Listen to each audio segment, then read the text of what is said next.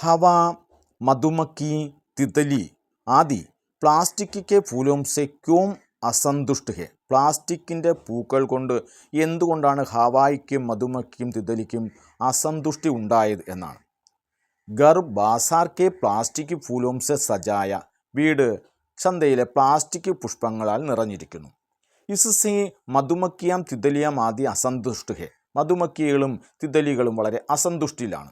ക്യോംകി പ്രകൃതി K Tattva he ആപ്പസ് may ജുഡേ ഹെ, എന്തുകൊണ്ടെന്നാൽ പ്രകൃതിയുടെ തത്വം തന്നെ പരസ്പരം ഇഴചേർന്ന് ജീവിക്കുക എന്നുള്ളതാണ്. വേ ഏക് ദൂസരെ പർ നിർഭർ ഹെ, അവർ പരസ്പരം ആശ്രയത്തോടുകൂടി ജീവിക്കുന്നു.